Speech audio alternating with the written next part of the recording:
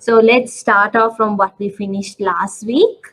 So last week, we were going through bond terminology and valuation. We finished bond terminology last week. We had two main terms to look at: yield and the covenants, yield to maturity and the covenants. And then we moved on to a very important part, which was bond valuation. And I keep repeating it to you all, bond valuation is an important area at your exam because it technically would cover nearly 20%. Entire topic relating to the debt market would definitely cover at least 30%. Valuation alone would definitely cover at least 15 to 20% of your exam, including the MCQs. So pay attention to this area. Make sure you all practice the calculation in the note and as well as the weekly ones as well. The ones who had a bit of issues with the weekly ones, I would have given you all the correct answer, and some haven't done the workings for me to see where you all have gone wrong specifically. So for them, I would have asked them to again get back to me with the workings. But if you have presented the workings, I would have exactly highlighted where you have gone wrong. So check on those areas, practice well, especially with regarding to this topic, because at exam pressure, you might misread information, misinterpret, because commonly many students misinterpret the coupon rate with the yield. They know what coupon, they know what yield is, but when they take it to the calculation, they misappropriate the numbers. So those are the common, the usual careless mistakes that they make. So pay attention and be focused when you attend bond questions, because it's a very easy area, an area you can score a lot by understanding a very small and a limited area of your lecture. Okay. So last week we focused on bond valuation. There we understood there were two ways, two cash flows with regarding to bonds, which was the periodic interest payment and then the principal payment that you get at the very end. And using those two cash flows is how you're going to arrive at the value of the bond today. So for you to get the value of the bond today, you will use a technique called time value of money. That's the concept. I'm sure you would have gone through it under financial management or even at the IABF levels. So the fundamental of bond valuation is from that concept, and using that we have a 4-step to arrive at the bond value. And what was the 4th step? We calculate the coupon and or the interest payment per coupon payment frequency. For each period, we arrive at the coupon interest payment in terms of value. And then as step 2, you will find the present value of those interest payments. And third is where you don't have to calculate the face value. It's already given. So using the face value, you need to now get to the present value. So that's why you don't have another step saying calculate the face value. Okay. So you directly move and find the present value of the face value. And as step 4, you simply add the 2 present values that you've got under step 2 and step 3. So adding those two, you should be able to get your bond value. Now, if you check the last week class again through the video, you would have understood. Now, all these formulas are based on the annual coupon payment frequency. We adjusted these formulas when you have a coupon payment frequency of less than 1 year. When you have a semi-annual and a monthly, how these formulas get adjusted. So have a quick look at that and understand how the formula will change. Okay. So understanding this bond valuation gave us 2 learning points. One was it told us what was the true value of the bond, and the other was it gave us an opportunity to see whether the bond that we hold or we are hoping to buy is overpriced or underpriced. And here I emphasized, what are we looking at to see whether a bond is overpriced or underpriced? We are looking at the bond valuation, the valuation that you've got from the calculation. Now that will give you the intrinsic value of the bond or the true value of the bond. Okay. Now that you will compare with the ongoing market price of that particular bond. So you are going to compare those two particular information only. All right. The current market value of the bond and the bond value that you calculate, the real value, intrinsic value. So By comparing those two, you can arrive whether the bond is correctly valued, undervalued in the market, or overvalued in the market. If your intrinsic value is higher than the current ongoing market price, you know the bond in the current market, it is undervalued. The real value must be 100, but currently in the market it's getting traded at only 80.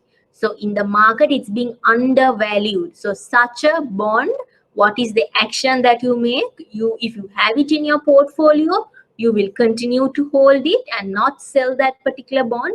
If you are going to invest in such a bond, yes, go ahead, invest, purchase that bond.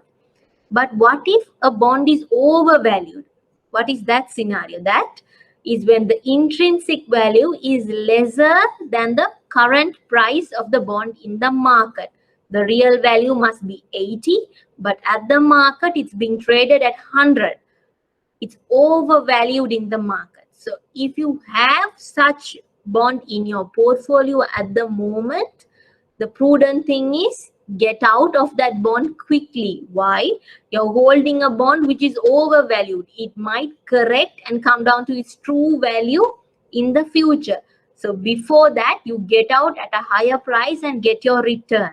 So you will sell, or you will try to sell down such bonds from your portfolio.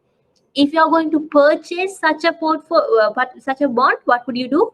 You refrain from buying such a bond. Why? You will pay a higher price than what it's actually worth.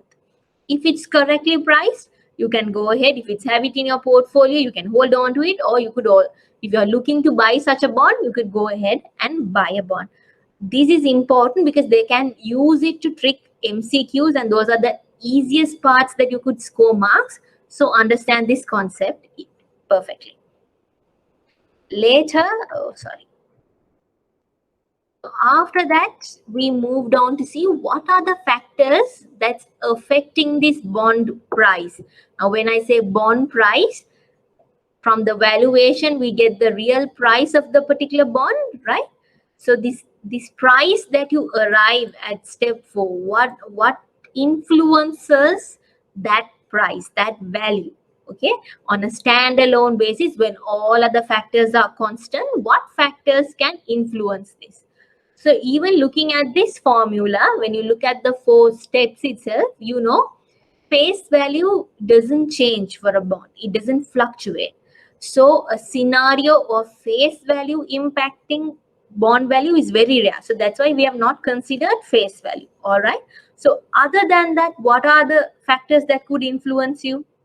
Just by looking the 4 steps, you can say the factor N, the time, the maturity can influence the bond value. Or R, that's your yield to maturity, or the required rate of return. That will fluctuate and influence your bond price or value. And another one, in the step 2, you can easily find your coupon payment. The periodic cash flows that you are going to get, which are coupon payments. If those fluctuates, can they fluctuate? Yes, in a scenario of a floating coupon. So when they fluctuate, again, your present value of the bond will also change. So here the summary of it is, if it's a higher coupon, higher the bond value. Why? You get a larger cash flow, a higher cash flow as coupon. So the bond is valuable. Such a bond would be of more demanded in the market. Okay. If what about yield? When you have a higher required rate, lower the price. Last week I explained it to you. When you expect a higher rate of return and your inflow, your return is constant, then you would want to invest less to get such a return. So your investment will have to be lower, which means when you're buying a bond, your investment is the price that you pay. So the price has to be lower. So obviously they have an inverse relationship. When the yield or the interest rate increases, the bond price will come down. What about time to maturity? Again, they are longer the maturity, lower the value of the bond. Why? Longer it takes to recover the bigger cash flow. What is the bigger cash flow? Your face value. or the amount that you invest in the bond, you will get at maturity. That's the largest cash flow that you will have in the bond life cycle. So that moment it gets more further and further, the present value of such a cash inflow would be lower. So ultimately, your present value of the bond will also be low. Okay. So the shorter method for you to understand and keep it in your mind is, in terms of coupon, it's a H situation. Higher coupon, higher bond value. All right. In terms of required rate or interest rate, HL. You have a higher rate, lower value. Okay. Time to maturity, it's a LL scenario. What is that? Longer maturity, lower value. So those are small techniques that you can have to remember this area. Then we understood that there are three types of bond based on whether the coupon rate and the yield rate are different. Now, if you have any queries, just mention that in the chat. So we understood when the coupon rate differs from the yield rate, what happens? The price the bond gets traded will differ from its face value. Okay, if the coupon rate is not the same as the yield rate, then the price of the bond will differ from the face value of the bond. I explained that as well in detail. If the coupon rate is higher than the yield rate, you will have a premium bond. Now, why am I saying premium? Your coupon is higher than your yield. What is your yield?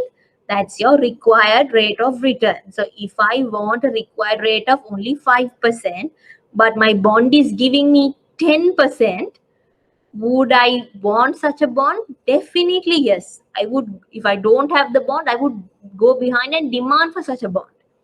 So it's a premium bond. So much of demand is available for the bond. That bond will be priced higher than its face value.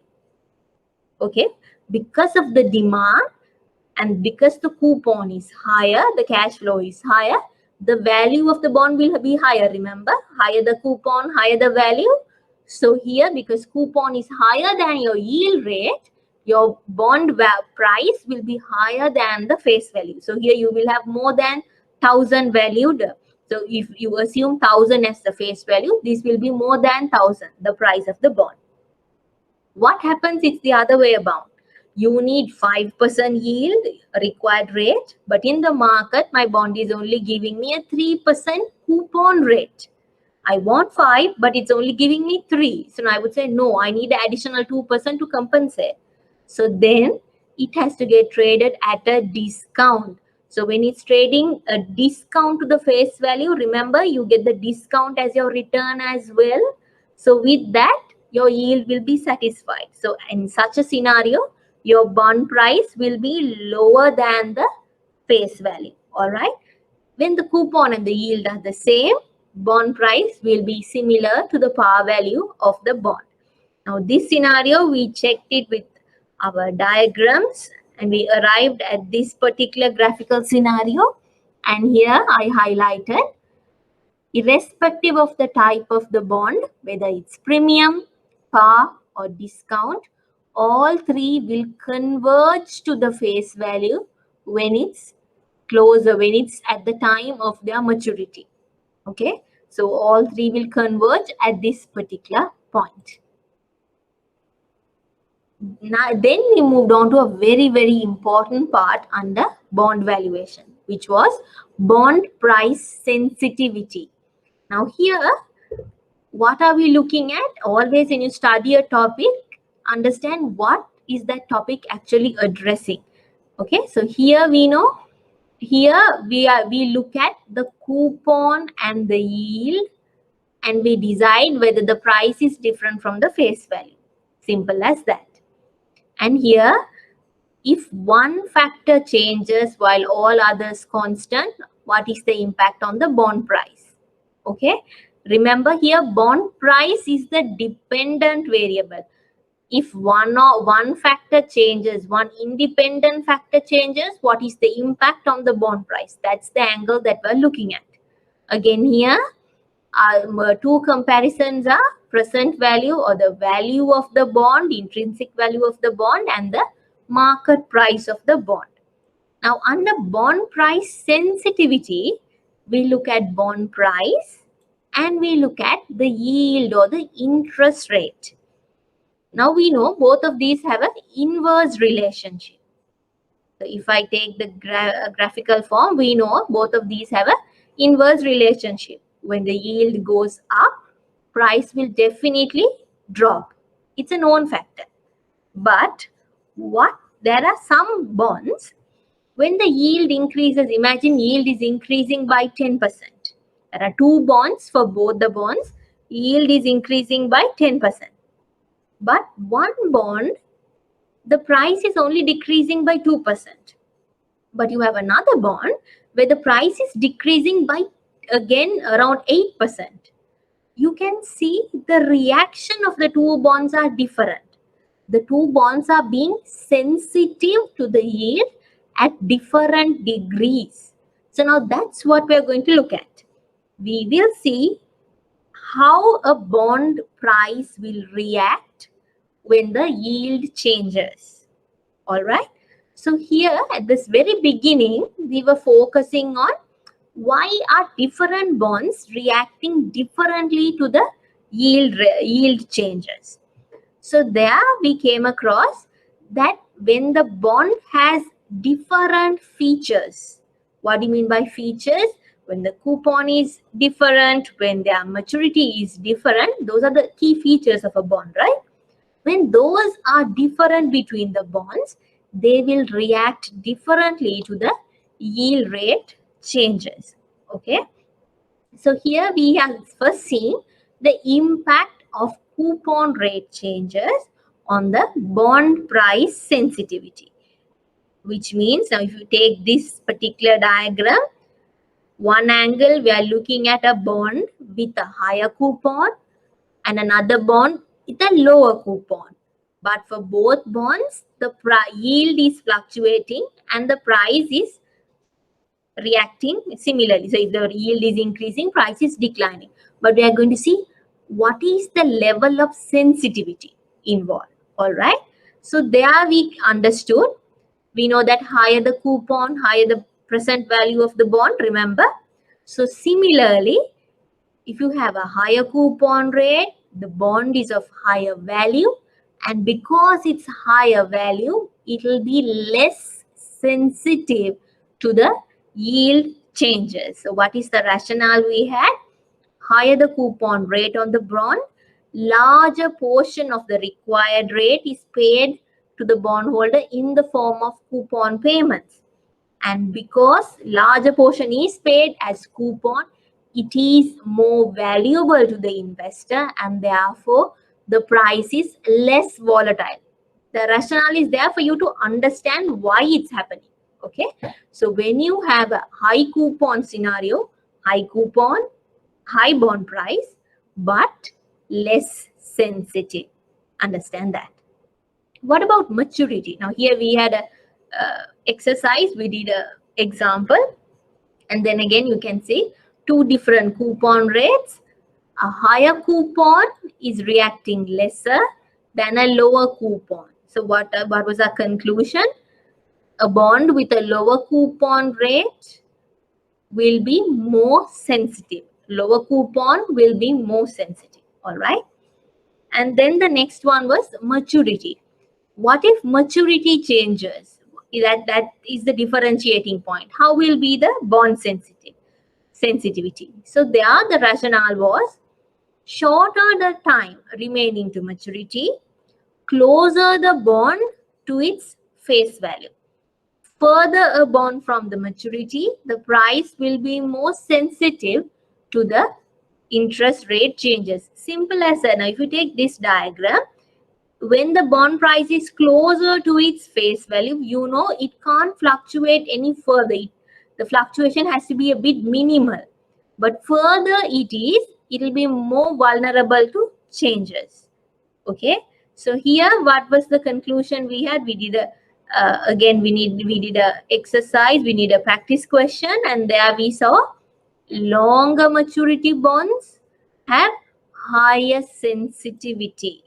Okay, longer the maturity, we know lower the bond value.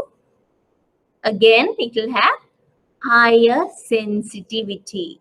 Okay, so that was the relationship, and then we came to a common conclusion that yield rate changes will cause a greater price change, which means it will be more sensitive to bonds with lower coupons and longer maturity. So if you have four options here, you have 6% coupon with 5 years, 6% with 20 years, 9% 5 and 9% 20 years. So out of these four bonds, what is the most sensitive bond? It will be the lower coupon and longer maturity. So lower coupon is 6%, longer maturity is 20 years. So it's the red highlighted bond that will be most sensitive. And based on that, we arrived at our conclusion. Bond maturity is positively related to the bond price sensitivity. Longer the maturity, higher the price sensitivity. But higher the coupon, lower the bond price sensitivity. All right. Now, this particular segment, when we finished off last week, we understood that it gave us an idea. It gave us an idea with regard to whether a bond is more sensitive or less sensitive. But we were not able to quantify it. Okay, we can't get a precise value. So that's when you get this concept called duration coming in. Now, duration gave a number to this sensitivity. All right. Now, here you have to do the calculation and then see what is sensitive and what is not. Or by, you know, the norm, lower coupon, longer maturity, you have an idea. This will be more sensitive. But you don't know a amount. You don't know a value for you to decide on your portfolio. Then a concept called duration was introduced for you to understand the precise relationship between the of the bond sensitivity. Okay, so that's what we are going to look at this week.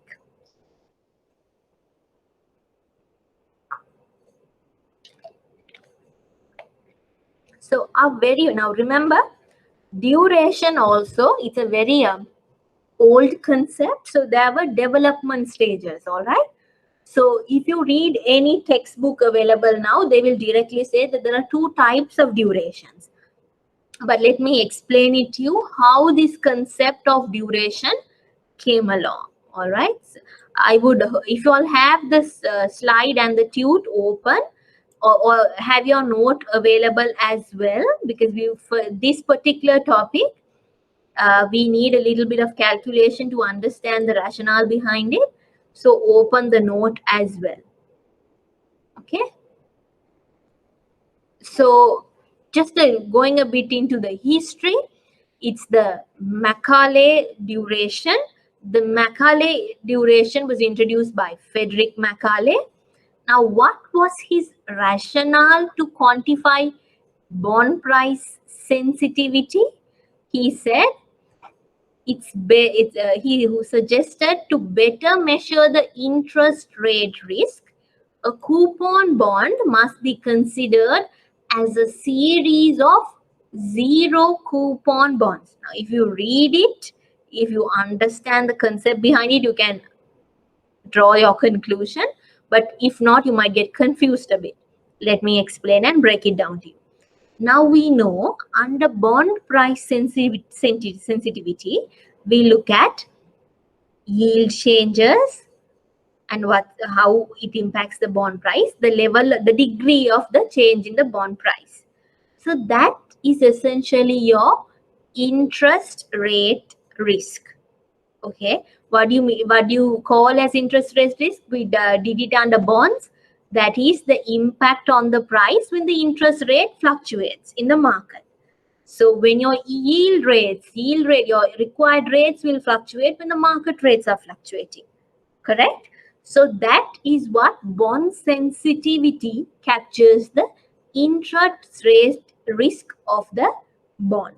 Now, for us to understand this interest rate risk, Frederick Macaulay, he was suggesting look at a coupon bond as if it's a zero coupon bond. Now, for this, we will need a famous paint. Let's draw and try to understand this. Okay, I think there's something wrong with it.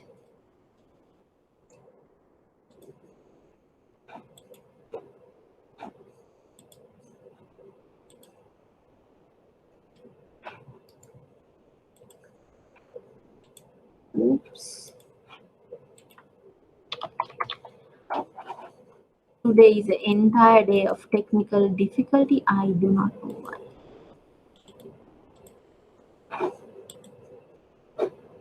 Okay, I'll try. Let's see whether it starts off during the series. If I could draw and explain that to you, let's keep that on the hold till then. Is there?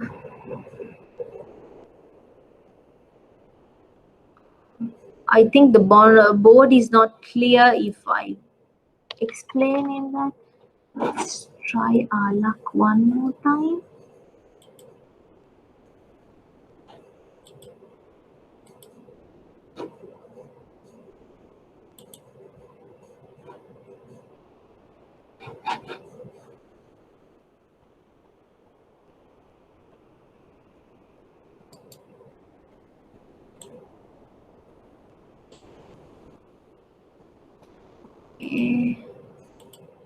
Okay, yes. So here, remember, when you have a coupon bond, what happens is, let's assume a coupon bond is of 2 years, okay? So 2 years semi-annual payment, let's see. So there you will have 2 years semi-annual coupon. So you will have 4 payments involved, all right? So you will have the first, the second, the third, and the fourth.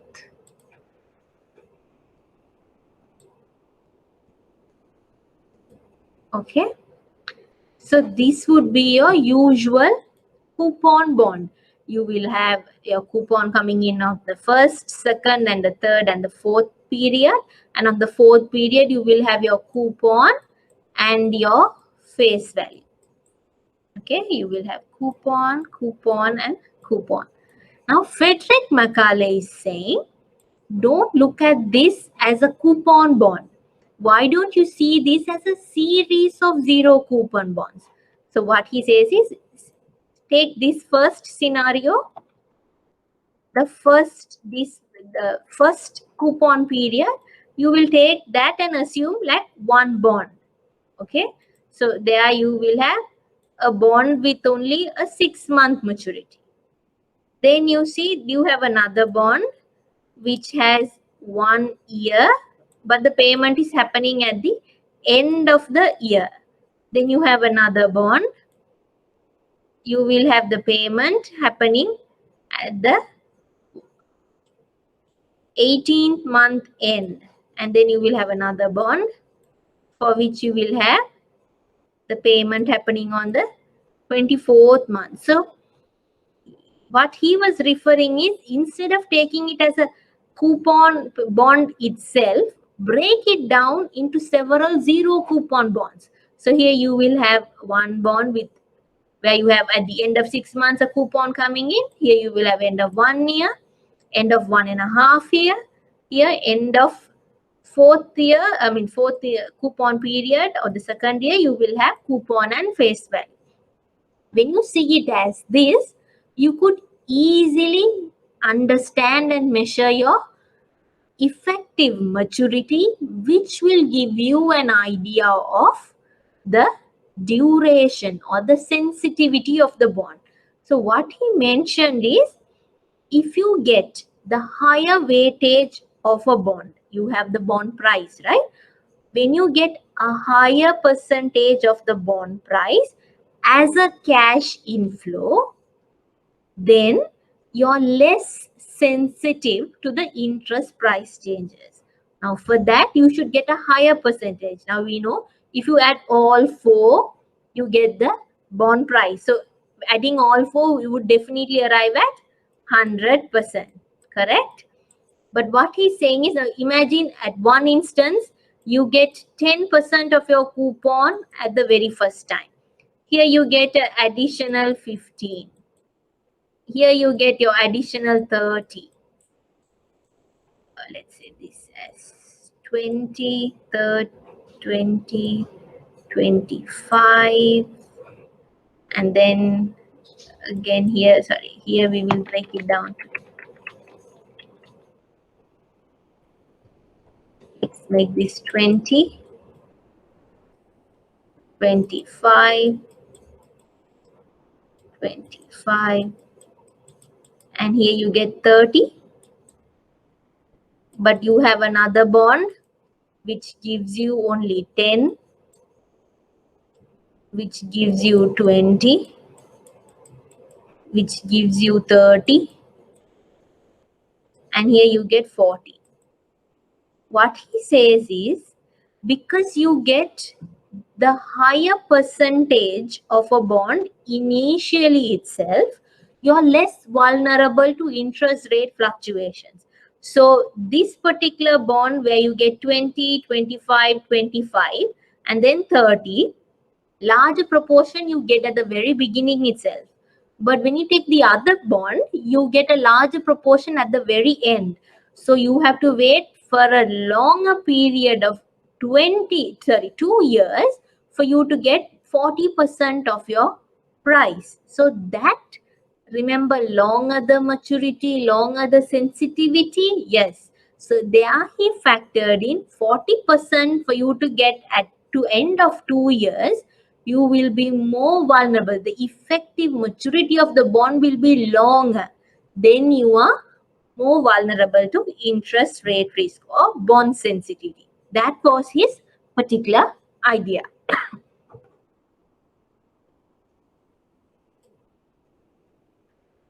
Macaulay duration is the weighted average time of the bond cash flow. So what he does is, Frederick Macaulay suggested you weight this time with the percentage. You will weight your time with the cash flow amount that you get. That will get you the effective or the weighted average maturity of the bond.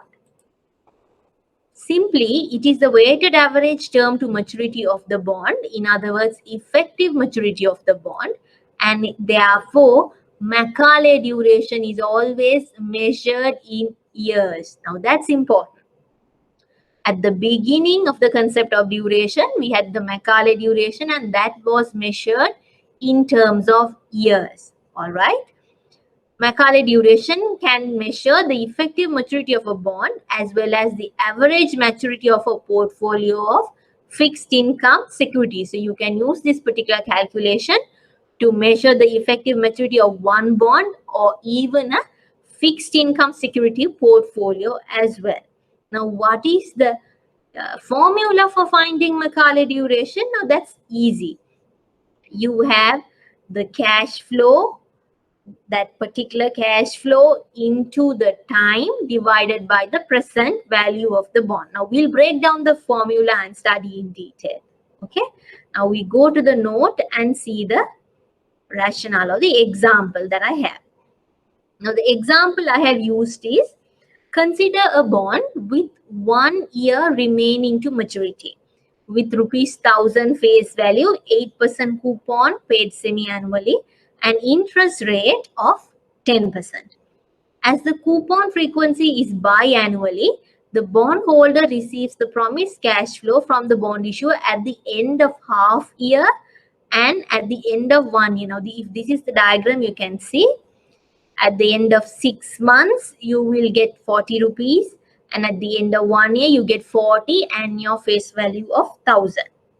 CF1 is the promised cash flow at the end of year 1. It is equal to the second ₹40 promised coupon payment plus 1000. Okay, now here I have explained how I have arrived at the values. Now let's go to the next page. Specifically, duration weights the time at which cash flows are received by the relative importance in present value terms of cash flows arriving at each point in time. Now, this is important. Highlight. Oops, why is highlighting in black?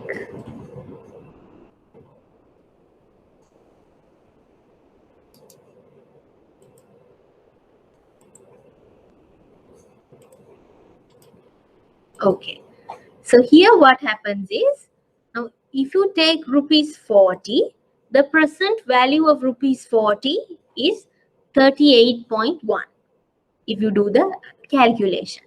And then cash flow 1040 rupees, the present value is 943.31. Now I know the concept says weights the time at which cash flows are received. Now here the time of cash flow received is half year, or you can take as 6 months. Let's go with half year for now. I'll explain why. Half year. At the end of half year, you will get one cash flow, one stream of cash flow. And at the end of 1 year, you will get the other. Now you're going to weight these two times. These two time periods, you're going to weight it. Weight it by what? You're going to weight it by the percentage of the cash flow received. Now 40 rupees in present value term is 38.1. 1040 present value term is 943.1. Now when you add these two, you will get your bond price, which is 981.41. So out of your bond price, you get 38 rupees 0.1 at the end of 6 months. Okay, so you will weight your half year with this particular percentage, 38.1 divided by 981.4, you will get 3.88%. So 3.8% of your bond price you will get at the 6 month period. So you will weight half year with 3.881%. Now let's go to 1 year. At the end of 1 year, you will get 943.31 in present value terms, and you will weight it. You will compare to the bond price, and that is 96.1% of your bond price. Okay, so here for the 1 period, for the 1 year, you will weight it at 96.12. Now remember, when you add these two weightages, you need to get 100%. Okay, so using these two weightages, you will multiply your time and arrive. Now here you can see that you get your weightage multiplied by time, and then you get your duration. You will get the half yearly multiplied by 3.88%, add it with 1 year 1 into 96.12%. So the effective year is 0.98 years. Okay. Now what I need you all to understand is Macaulay duration is always less than the maturity of the remaining maturity of the bond in the calculation. Now here you can see it's 1 year, right? Here the question says it's 1 year remaining to maturity. And always the Macaulay duration calculation will give you a duration in year terms, which is less than 1 year when it's a coupon bond. Okay, if you can write that, just mention it somewhere. If it's a coupon bond, a bond that is paying you coupon throughout the periods and face value coming at the maturity, then Macaulay duration would be definitely less than the maturity period of the bond, the remaining maturity period of the bond, if not. Why?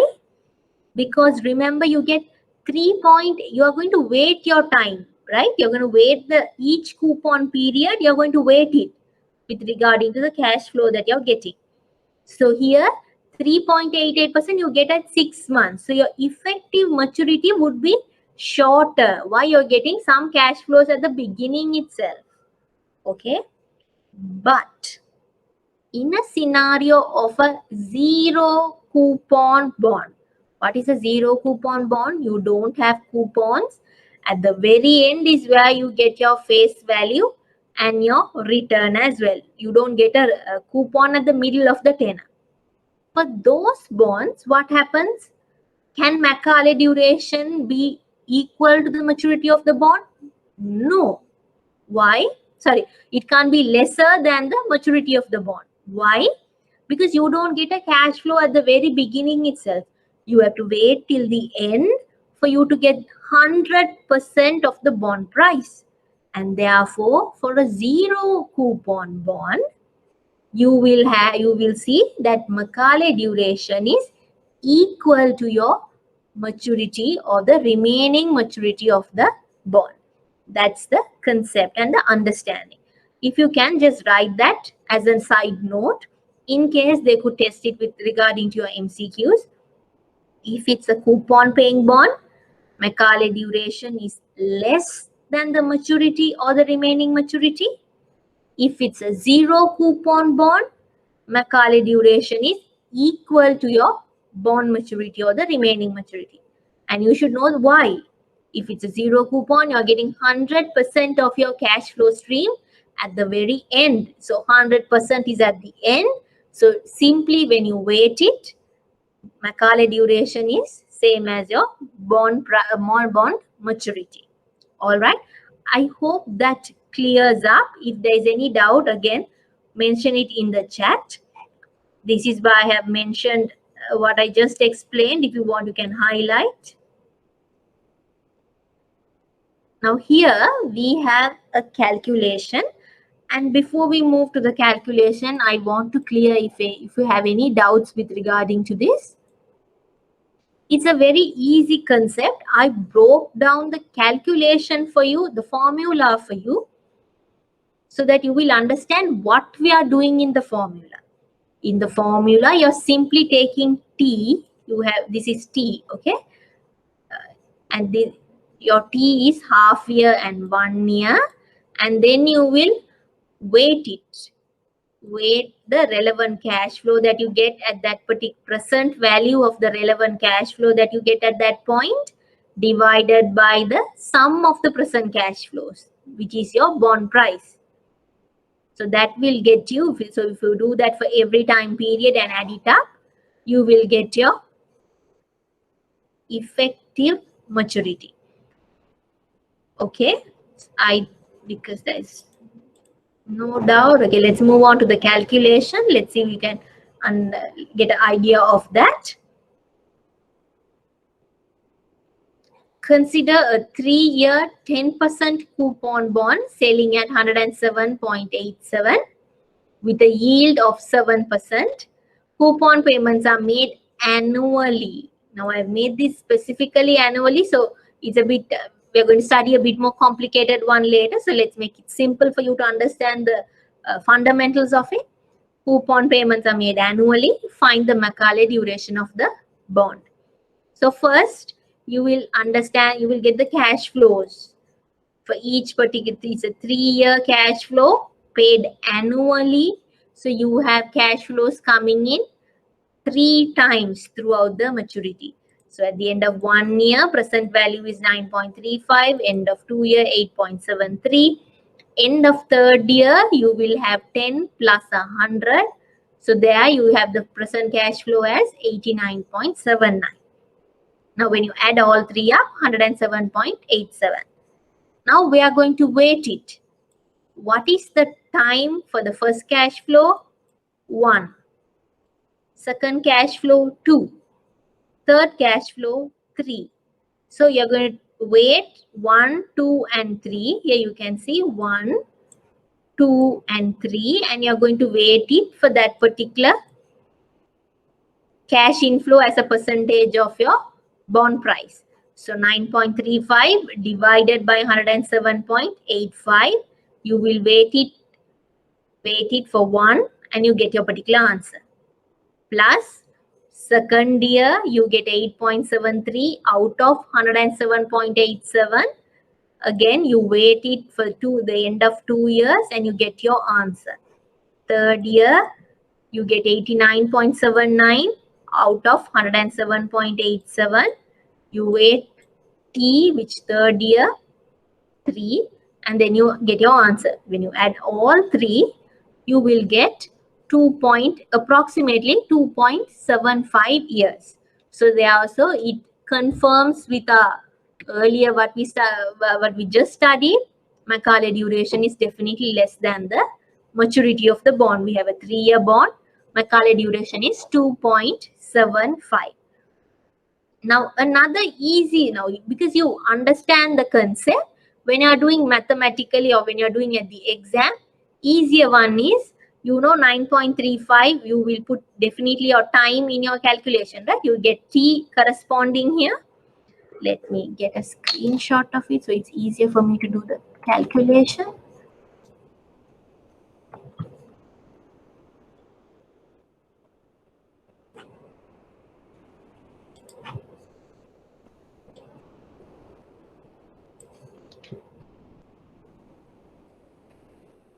Okay, so here this is at time period 1, this is at time period 2, this is at time period 3. So in the explanation, what have I told you? You take 1, let's break it down into 2 parts. In the explanation I told you, you take 1, multiply it by 9.35, sorry, divide by 107.85. So that's the method that you will continue. Okay. Or another way is you can simply multiply 9.35 into 1, get your answer. 8.73 into 2, get your answer. 89.73, sorry, 0.79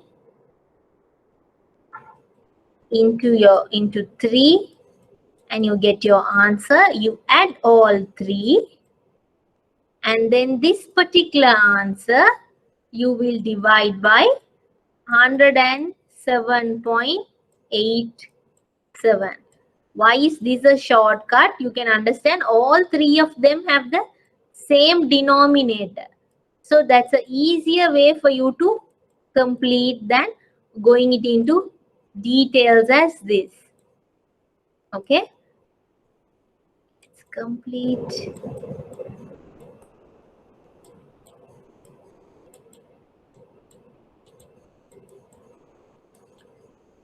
So this method, the second one that I've showed you here, the second is what the formula is based on. First is the explanation for you to understand what is happening in the formula. But once you understand what's the concept is, you can use a shorter method. What's the shorter method? Simply get the present value, multiply it by T. So you have, for the end of 1 year, you get a particular present value of the cash flow. You just multiply that, do that for the second and the third. Then you add all 3 answers, arrive at the final figure. Then now let's imagine X.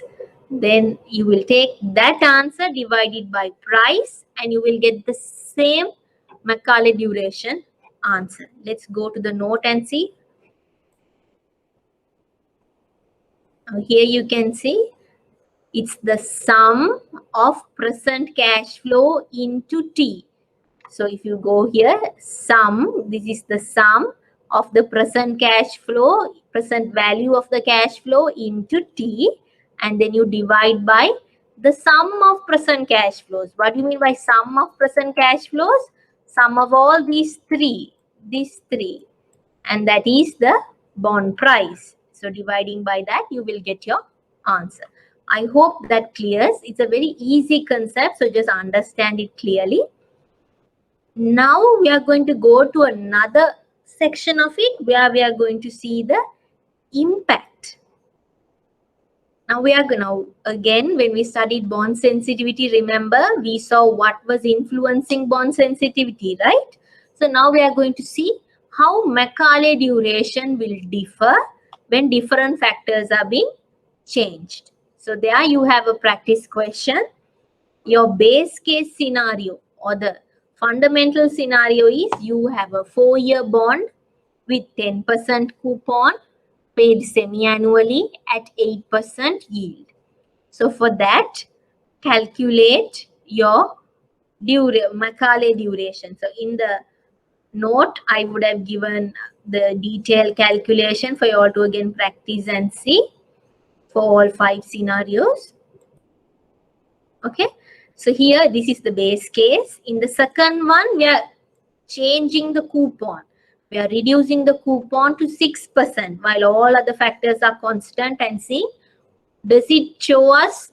Now we know when coupon reduces, lower the coupon, higher sensitivity. We know that. So higher sensitivity meaning it should definitely have a higher Macaulay duration. Is it shown in the question? Is it shown through duration? That's what we are doing here. And then you could adjust year. Now here you have 4 year, we can adjust it to 3 years while all others are same. And are we getting the same impact what we studied under bond sensitivity? Longer the tenor, higher sensitivity. Shorter the tenor, lower sensitivity. So therefore here when it becomes 3 years, the question should, the answer should give you a lower duration than the answer that you get for A. Is that the scenario? That's what we are trying to test. Okay. Again, I have added 2 more sections here. It's a additional learning, and there are instances where your examiner would go deviate a bit and test you on different territories as well. So I have included C and E there as additional learning for you. There, what we are going to do is we are changing the yield. Okay. Now here when I say yield, I'm referring to the required rate of return. If the bondholder's required rate is different between 2 bonds, one bond, the investor is requiring a higher rate, and another bond, investor requires a lower rate. What is the impact on the sensitivity of the price for market interest rate changes? I hope that's clear for you. If you have a bond, if you have 2 bonds, one is 4-year bond with 10%, both are 4-year bond with 10% coupon, but one you expect to earn 8% as your required rate of return, and another one you expect to earn 10% as required rate of return. And then when the market interest rates are changing, how it's going to impact you. All right. Now D is another variation. E. D is another variation where we are adjusting the coupon frequency. From semi-annual, we're making it to annual. And we are going to see how it's impacting your sensitivity. Now that's also, now if you get annual, what is happening? All the other factors same. If it's annual, what is the scenario? All right. Sorry, I've used for this one, I have used this as the base case. Okay. I have used D as the base case for E because I've used the same tenor. It's a 3-year, 10% semi-annual, but here I have made annual. So you will compare the answer E with D and see whether the sensitivity has changed. Now, when you did the calculation, you would have got these particular answers. I have summarized it here. Now, here you can see when the coupon drops, when it becomes 6%, lower the coupon, lower the bond price, and lower the bond price meaning it's highly sensitive. And because it's highly sensitive, you will have a higher Macaulay duration. Macaulay duration says higher the Macaulay duration, higher the sensitivity. So here you can see earlier the base case gave us 3.42 years. But when it's a lower coupon, the Macaulay duration increases to 3.6. Okay, so that is also evident. Now then we move on to a famous maturity. That was the one that we understood earlier. So this is the base case, 3.42. When the maturity shortens, when it's a 3-year bond with 10% coupon and 8% yield, you compare that with a 4-year coupon, 4-year bond. So there you can see answer D gives you a shorter duration, which says a lower sensitivity with regarding to shorter maturity bonds. Okay, again that also matches with what we studied under bond price sensitivity. Longer the maturity, higher sensitive the bond will be. So here you can see a 4-year bond has a longer longer maturity, will have higher sensitivity, and therefore you can see it's 2.6 and here it's 3.42, a longer Macaulay duration. All right. Now then we'll go on to the yield. Now yield is a bit of an interesting learning that you will have. Now under yield, you can see when the yield increases, the sensitivity declines. When your required rate is increasing, when one bond has a higher required rate than the other, that bond will be less sensitive to interest rate fluctuations. Now let me, through calculation, explain it to you why.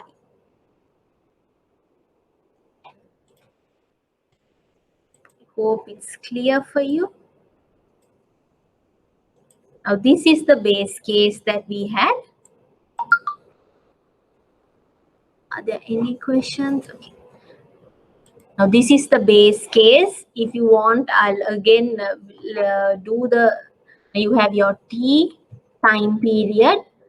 I have inserted the time period in terms of decimals and not whole numbers, and I'll tell you why after we do this calculation. Now here half yearly, 1 year, 1.5, 2, 2.5, 3 and 3.5 and 4. Now remember, usually what we used to do, usually we do 1, 2, 3. We do 1, 2, 3, 4, 5 and so forth. For the 4 years, you will have 8 as coupon periods. But here I have taken time as per the particular series itself, in decimals itself. I'll explain you why. Then you have your cash flows. Then you have your cash flows. And then you have your particular discount. One you had 8%, remember? One you had 8% as your yield, other one as 10. And therefore, when you, because it's semi-annually, this will be 4 and this will be 5. So your discount rate is changing. What do you do next? You calculate your present value. How do you calculate present value? Cash flow into the discount factor. That will get you a present value, and then addition of those present value will get you your price of the bond, which is 1067.33. Now same thing we are going to do to the other bond. You get your discount, but here 10 divided by 2, you get 5.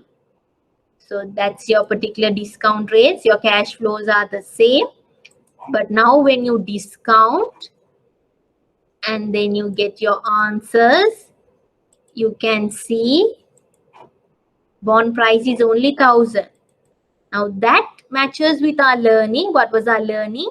Higher the yield, lower the price. Okay, so you can see yield 10% will get you a lower price. When yield is 8, the price is higher.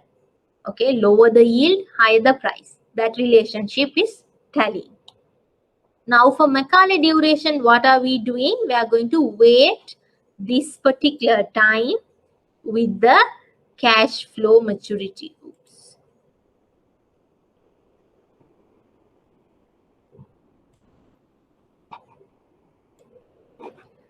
So simply you get time multiplied by the present value of the cash flows for each stream, and then remember you have to add all this.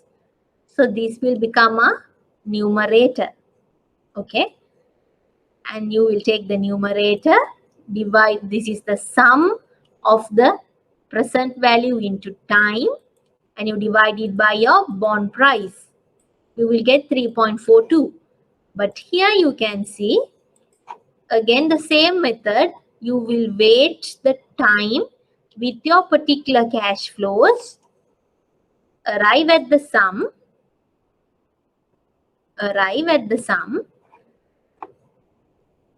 sum of the present value into time divided by your bond price. Now that is getting you 3.39 years. Now you can see, as per the calculation, it is telling us, see, when the yield rate is higher, when the required rate of a bond is higher, that will be less sensitive. That is what this calculation is telling us. Let's see why. Now, if you get the weighting, if you do the same using the rationale that we studied, remember? What was the rationale we studied? We are going to weight our particular cash flows. Let's weight it. You will have present value, the discounted, this divided by this. Sorry.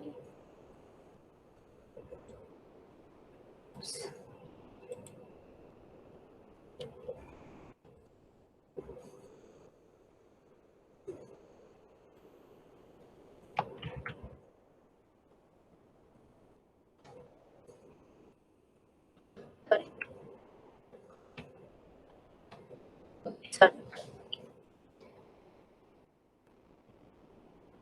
I have already done it. I'm replacing it. Sorry. Now here you can see the weightages, right? 0.66% is arrived at the first instance, but here when you weight it with the time, I'm talking, okay? When you weight it with the time, you get a higher percentage earlier than a bond with a lower yield. When you have a higher yield, after you discount and weight with your time, you get a higher percentage as an inflow to the investor. And because of that, remember, higher the cash inflow at the very beginning, you get lower bond price sensitivity.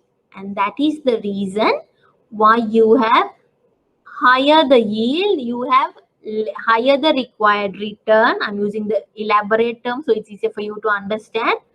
Higher the required return of a bond, less sensitive the bond will be. Why? You get a higher return at the very beginning. The weighted return at the beginning is higher than the lower yield bond. You can see that clearly here. Now, if you get all these, you will definitely get 100, but understand the concept behind it.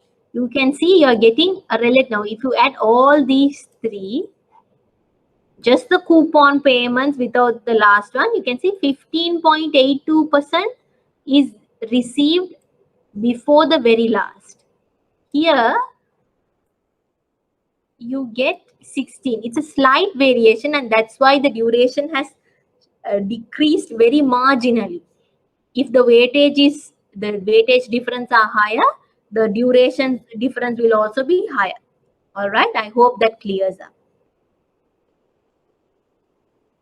And the next one we had was when the frequency is changing. So here, in terms of E, you will compare your answer with D. All right. So it's a 3-year bond with 10% coupon paid annually. And when you match that, you can see there the sensitivity is higher. You can easily understand the rationale behind it. Why? Now earlier, In the D scenario, you got your coupon every 6 months. Now you're getting the coupon every 12 months. So your cash inflows are not coming earlier. It's getting later. So longer it takes for you to get your cash flows, higher sensitive your bond is going to be. Okay. So therefore, when the coupon frequency, it gets longer. Now imagine you have a bond which pays you monthly and there's another bond which pays you semi-annually. So definitely the semi-annual bond will have a longer, higher sensitivity and therefore longer Macaulay duration. If you compare 6 months with 1 year, definitely then 1 year will be high sensitive and longer Macaulay duration. Now these calculations you also can adjust. You can calculate it for 12 months and see how monthly coupon frequency and see how it impacts as well. So adjust the figures and get the different understandings that you will have, the different learning points that you will have. Now another with regarding to Macaulay duration is itself, I want to clear another doubt that you will potentially have. Now, what is the potential doubt that you will have? Now, remember, through all these calculations and when I spoke about Macaulay, even in the example, I explained the time concept. The T here, and see the T concept here. Now, here it's annual, so it's easy, 1, 2, and 3. But in the tute as well, in the note as well, I would have taken T in terms of decimals, half, 1, and even at the question level, it's the same. Now you will be confused why I'm doing that. Why can't we do as what we do for bond price valuation? What do we do for bond price valuation? We take the frequency itself as a one period. So you take 1, 2, 3. So if you have a 4-year, you will have 8 coupon periods. Why can't we do that and get the same answer? You can follow that as well, but you have to do a smaller adjustment for you to get the final answer. Now let's see. Here I have done, now this was answer D.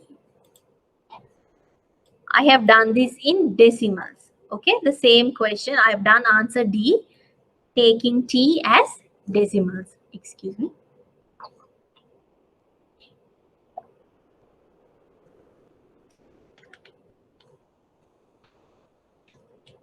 But what if you take T as whole numbers, as one coupon period as 1 and so forth?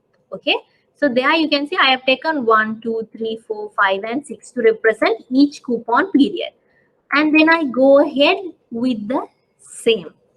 But at the discount factor, again, now in terms of when I use the half, you can, I hope you can see, in the formula, I have to multiply 2 into T to arrive at the discount factor. Why? I have taken this in terms of decimals, and because the coupon payment is happening semi-annually, I will have to multiply to get my N into M, the number of years into the coupon frequency. Correct? So there I have to multiply T by 2 for me to get the correct coupon period. But if I'm using this technique where I am taking the time as 1, 2, and 3, it's easier for me. When I take the discount, it is simply powered by T. I don't have to multiply another 2 in it. Why? It's already factored in. Correct? Now if I take 0.5, 1, and 1.5, simply multiplying by 2 has already gotten me this at this point. So for me to again calculate the discount factor, I don't need to multiply. So simply I just have to take this value and calculate my discount factor. All right. And then get the present value, weight it for the time. Now here when I weight, I will take 1, 2 and 3, the each particular period. The each period I will take it as 1 in terms of, instead of any decimal, as a whole number I'm taking it. Now if I do that, I will get my sum of present value weighted for time. My numerator would be 5629. Okay, let's go ahead. You will take that, divide it by the bond price. You will get 5.35 years. Now, you itself should know, okay, now this 5.35 years is wrong. Why? Here I have assumed, because I have numbered each period with a full number. I have taken each one as a full period. So it's as if in terms of 6 years, if I take this as annually, in 6 years, I'm getting these cash flows. I have multiplied it by 2. For me to get the real Macaulay duration, then I have to get this answer and divide it by 2. And then I will get the real answer. Okay. But if you do it in terms of decimals, you don't have that hassle. The direct answer that you get divided by the bond price, you will get the final answer. But the only factor for you to remember is, when you're calculating the power, you have to multiply it by the coupon frequency. Okay, the power factor here, you need to multiply it by the coupon frequency. Those are the small areas that you can miss it. So remember that decimal, if you are taking time as a decimal, you have to focus on the discount factor. Discount factor, the n that you're taking, the time that you're taking, you have to multiply it by the coupon frequency.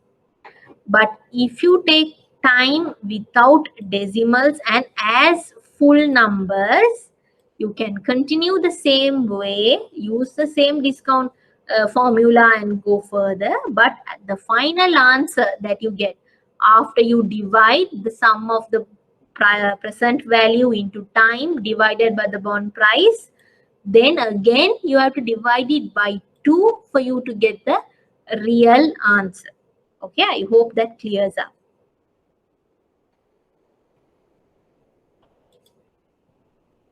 So what is the final conclusion after you do all this calculation? You can arrive that higher duration, which means more price sensitivity, can be expected in bonds with longer maturity, lower coupon, lower yield rates, and lower coupon frequency. Now this I have interpreted it, I have presented it to you this way, so it's easier for you to study as a shortcut in your head. Higher duration, for you to have higher duration, all of these factors, all these four features have to be in L terms. Okay, simple as that. Higher duration, so then maturity has to be longer, coupon has to be lower, yield rate has to be low, coupon frequency has to be low. So you can simply keep it in your mind, the entire concept of what you're learning. That's the shorter way, but remember, understand the rationale before that. All right. So here it's the elaborate version. Bond maturity will be positively related to the bond price sensitivity and therefore again positively related to duration. Coupon inverse, yield rate inverse, coupon frequency inverse, and therefore all these three are inversely related to duration. So if you want, just write it here, positively related meaning higher maturity, more sensitivity. Higher coupon, less sensitivity. Higher yield, less sensitivity. Higher frequency, less sensitivity. Okay.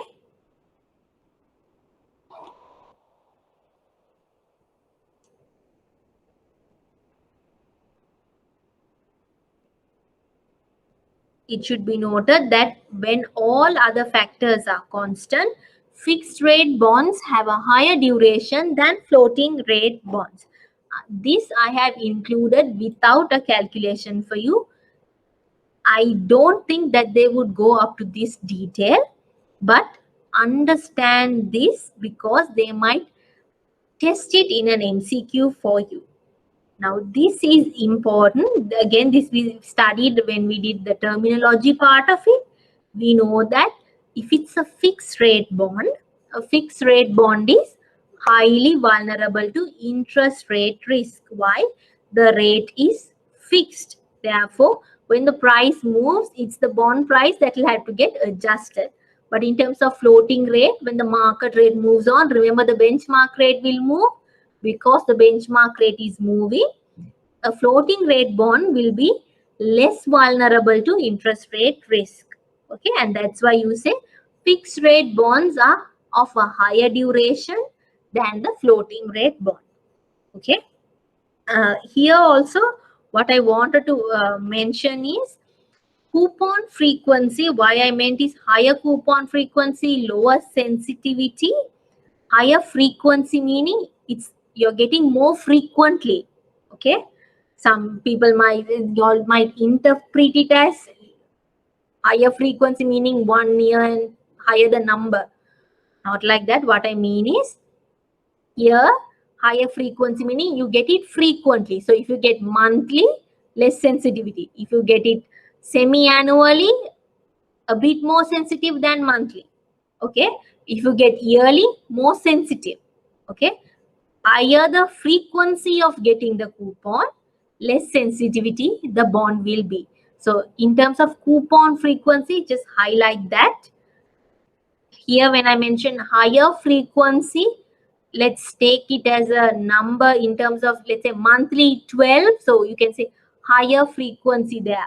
Monthly meaning 12, semi-annual 2, year 1. So higher the frequency or period in terms of that, less sensitivity in terms of bond price. All right. So with that, we finish off Macaulay duration. Now that is the important part that you all need to understand. So after we finish off Macaulay duration, now as usual, after we finish off a topic, we have to know the disadvantages of the topic. Why can't we go ahead with that topic? Now, Macaulay duration gave us the answer. It gave us a precise relationship. It gave us a number. But that number was in years. Now, in terms of, if you have a number in terms of years, can you actually measure the sensitivity with the price? Can you actually plug in and see how much the price will move up or down? No. Therefore, we had to adjust Macaulay duration. Now, then we had another concept coming in. It is called modified duration. Now, modified duration was introduced as an extension of Macaulay duration.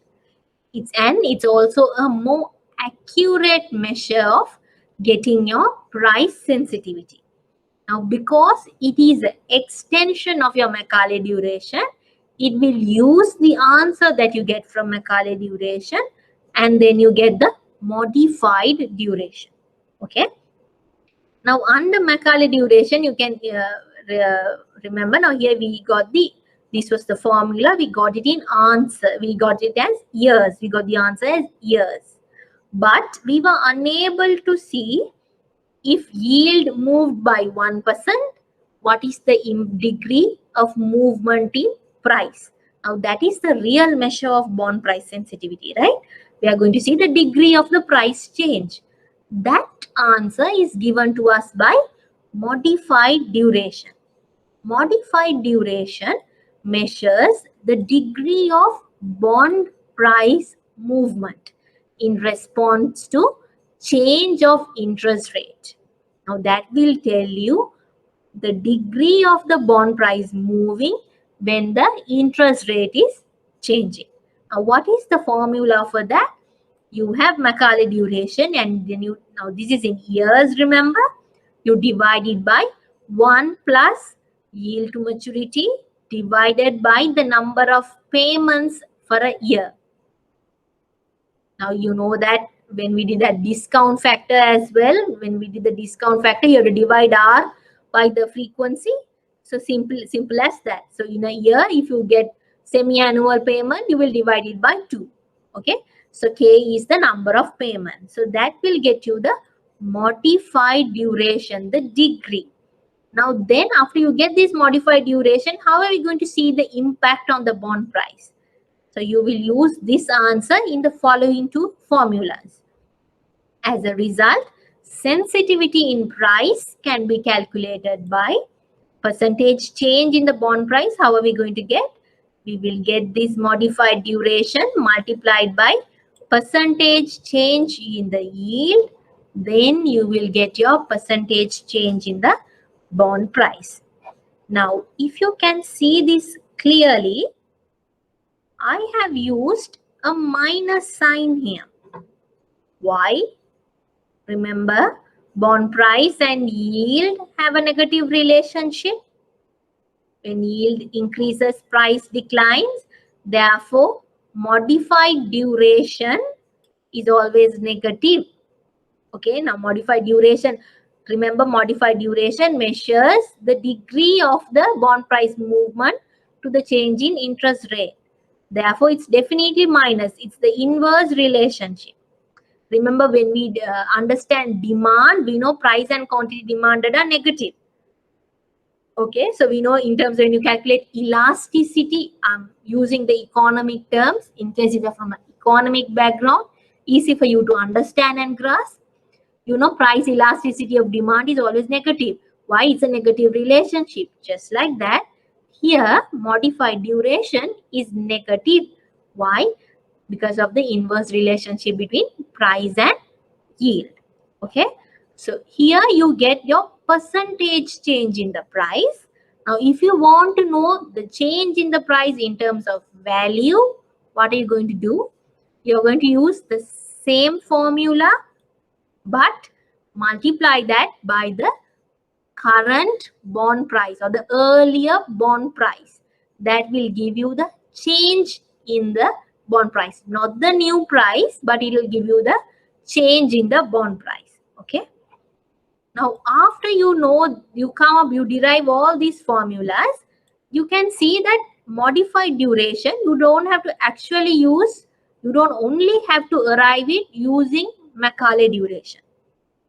Now here, for you to show that Macaulay modified duration is the extension of Macaulay, I gave you the formula on how Macaulay can be converted into modified.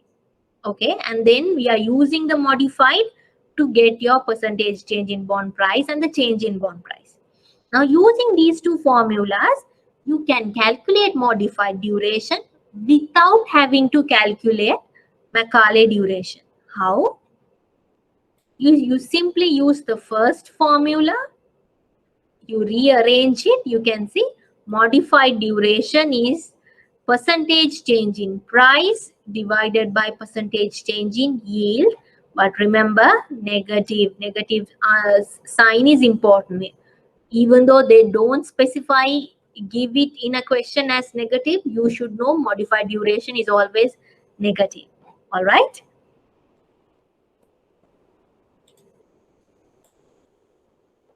I hope you all are clear. Either you all are clear or fully confused. I hope you all are clear. If you have any doubts, just mention it. Now here I have a practice question for you.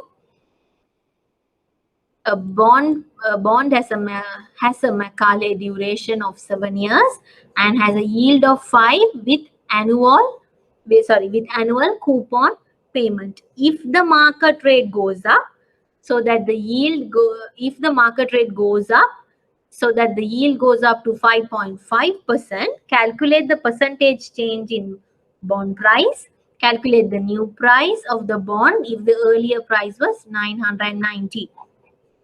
So I have directly jumped into the requirement. For you to get the percentage change in bond price, you will need to find the modified duration. What is the modified duration?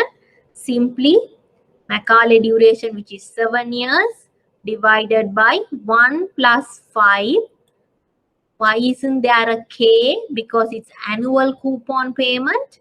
So the number of payments in a year is only 1. So you can simply go ahead and add 5% to 1. Then you will get your modified duration. You know it's a negative. Multiply that by the percentage change in the yield. Now that's important. Percentage change in the yield is 0.5%. Okay, 0.5%. So multiplying that, you will get 3.33%. Remember, it's a minus. So we know when the bond price, so when the yield increased from 5 to 5.5, the bond price reduced by 3.33%. Now, this was our aim when we initially started bond price sensitivity.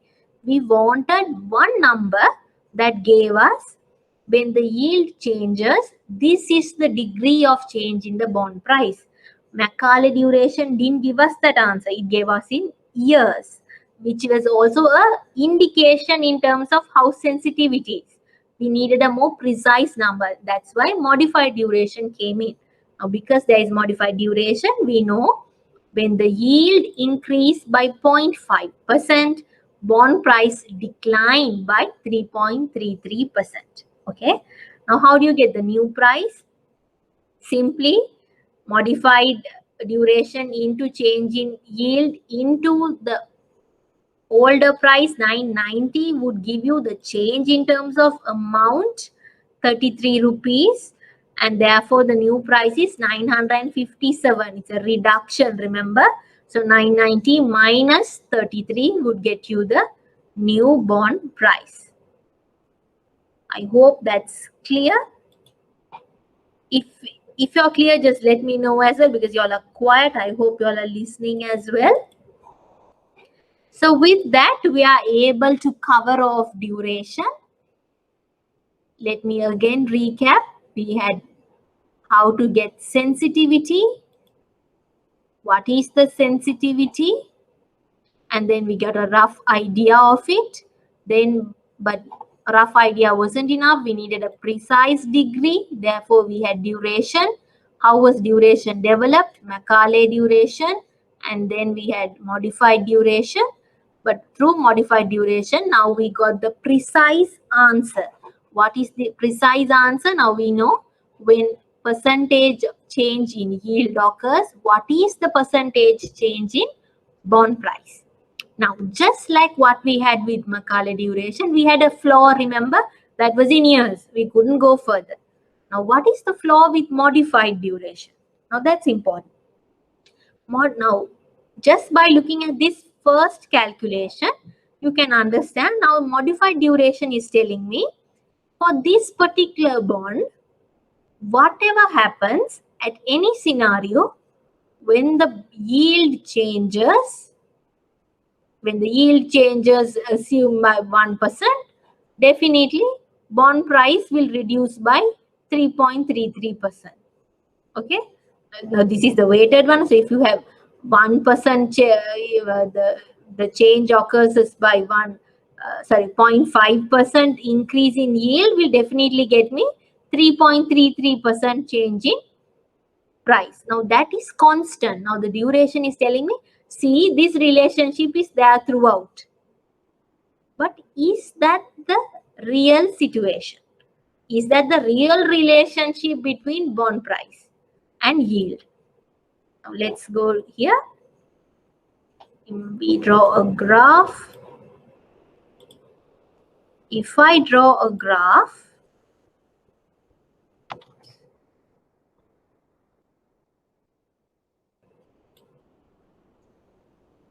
okay, which will have bond price and yield. Okay, now we know this is inverse. If it's inverse, just like demand curve, remember demand curve, it has to be downward sloping. I know that. Okay, now under modified duration, it's saying, now see, if 0.5 change results in a 3.3% change in the bond price.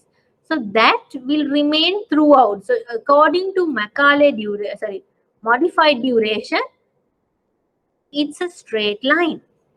Irrespective, the slope might change, but irrespective of where it occurs, Always, if it's a 0.5 change in yield, if it's a 0.5 change in yield, if it's moving from 5 to 5.5, price will decrease by 3.3. Now that relationship is there throughout. That is what modified duration is telling me. But that's not the practical scenario when it comes to the relationship between bond price and yield. These two have a more convex relationship. It's an inverse relationship, but the percentage change is not always the same. Okay, you can see the slope differs. And because of that, the percentage, you can't have one constant number throughout. That's what I mean. Okay, you can't have a constant number throughout.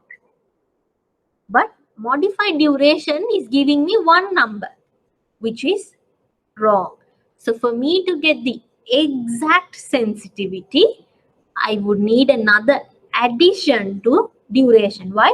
Now duration brought me up till this point, till the black line, I'm clear. But now I need to know this amount, this gap for me to arrive here. Now I know this point, but I need to get here. But what is this? That is arrived, that is measured through this concept called convexity. Okay, that is what we are going to go through next. Now for financial market operations, if you go through the past papers, very rarely or almost no, they haven't tested on convexity, but it comes under your financial management topic, if I remember. Now why it's included in financial management? Because there you get a more thorough understanding of the entire topic. But why I'm including here as well, because if you see the past technique of your examiner, he has been changing the pattern when it comes to the past papers. It's not the same trend, it's not the same shallow same old question that gets repeated. Okay, it's not the shallow end for you anymore, it's going to be a more deeper end. So you need to know the concept in entirety. You can't just understand duration and let go sensitivity. You had to know the next step for you to arrive at the full answer. Okay, so that's what we are going to do here.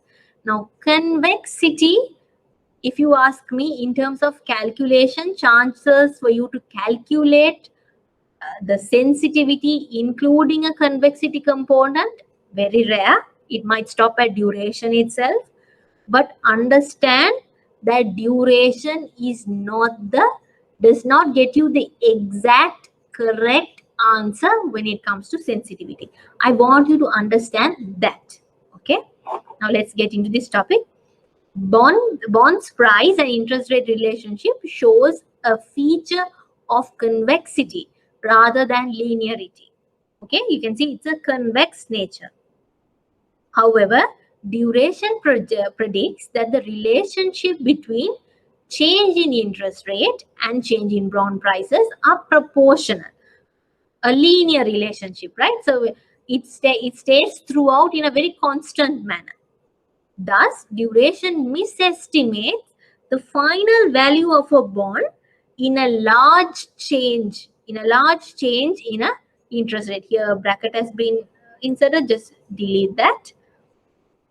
In interest rate. Now, why am I specifying that duration is misestimating the final value of a bond in a larger change in interest rate? What about small changes? Now, if you take this particular diagram, new one, if you get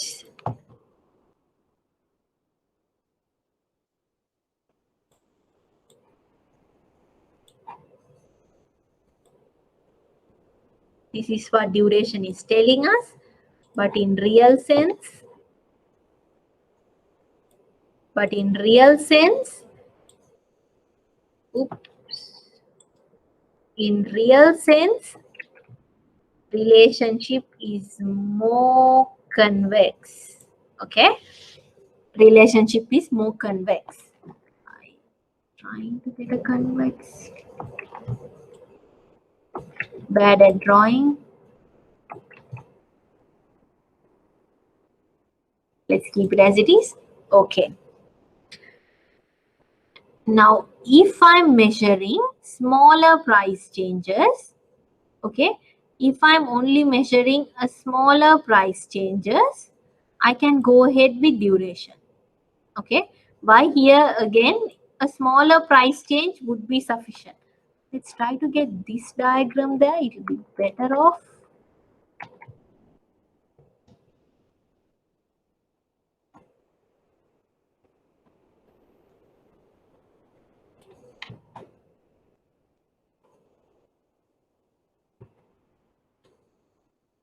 Yeah.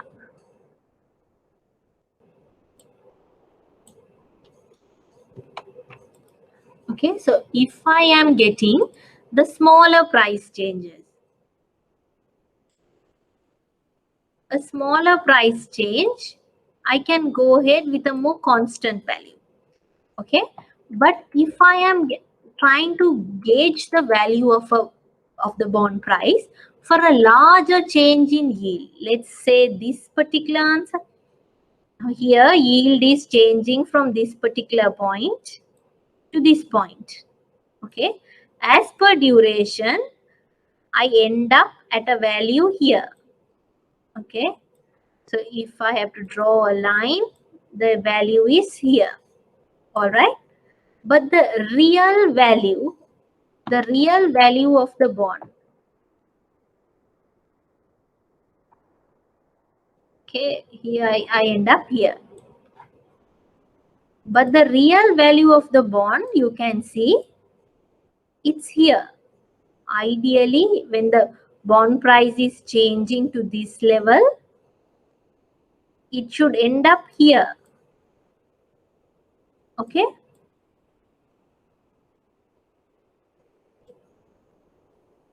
Now you can see if it's a larger change, duration is misinterpreting. It's misinterpreting the impact on the bond price. It will either overestimate the impact on the price or it will underestimate the impact on the price. Now let's see how it's overestimating. Now you can see even there is an increase. When yield is increasing, let's say it's from 2, it's becoming 4%, it's increasing. Now what's happening now? According to duration, according to this line,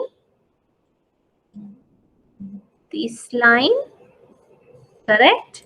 According to this line,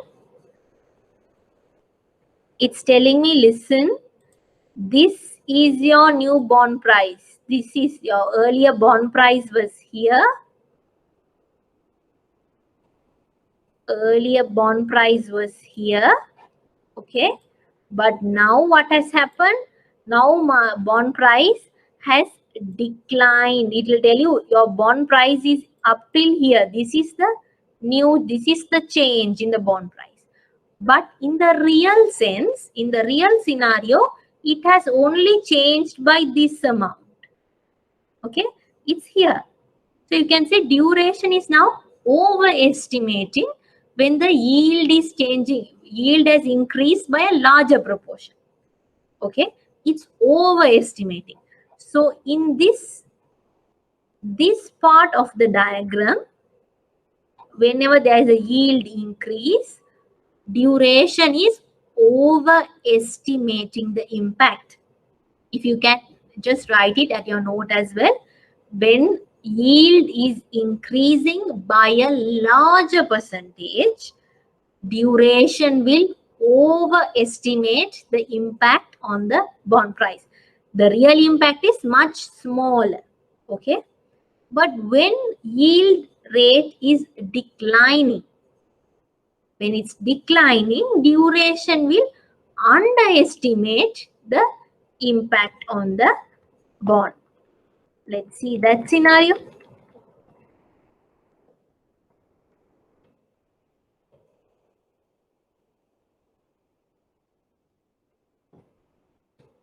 Let's again take the same where you're at this particular yield is changing from this point to maybe let's take this particular point. Okay, yield is now declining. This is the yield change. This was the yield 1. Now this is as yield 2. From 4 to 2% it's declining. Okay. So what is duration telling me? Listen, as per duration, now this is your original price. Okay, this is your original price. But on the duration, it's telling me because your yield has decreased, your price has increased to this level. That's what duration is telling me. This is the line, duration line. Moment it's there, it's telling me I'm at this particular level. But the real scenario is, the real impact is here. You can see that it's impacting at this point. So your real bond value is higher. Why? Yield has decreased, your bond has increased, bond value has increased. So real value is higher. If you take the real value, real change is higher. But duration is telling me no, it's only this amount. So when the yield is declining, it's underestimating the impact on the bond price. So now that is a huge concern when you have large portfolios and when you have a very volatile market. When the market is so volatile, when the price is interest rates are fluctuating at a higher change, now you can't depend on duration. Duration alone cannot get you the full impact on the bond price. So therefore, just like what I mentioned before,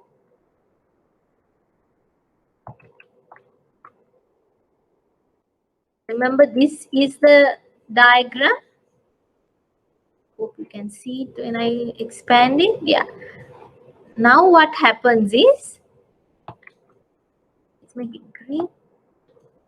Okay. So now what I need to do is, I need to know the convexity factor for me to bridge this. Now I know duration. In addition to duration, I need to add another component and to arrive for my real impact. Okay, so convexity is an added component to duration, not like Macaulay duration where it's an extension and you have a modified. Not like that. For the modified duration, now you have to add a convexity component for you to get the real impact on the bond price. So over predicts the fall in a bond price for a larger interest rate increase. That we know, when interest rate increases, the fall is overestimated. But interest rate declines, it will underestimate the bond price increase. Hence, duration accurately measures the bond price sensitivity only in situation of small changes in interest rate. I hope that's clear. Hence, duration must be adjusted for to better reflect the percentage change in the price due to larger change in interest rate. Therefore, to arrive at a more accurate percentage, convexity is considered along with duration. If you can just highlight that. So, convexity becomes an added component to duration. The formula for estimating bonds percentage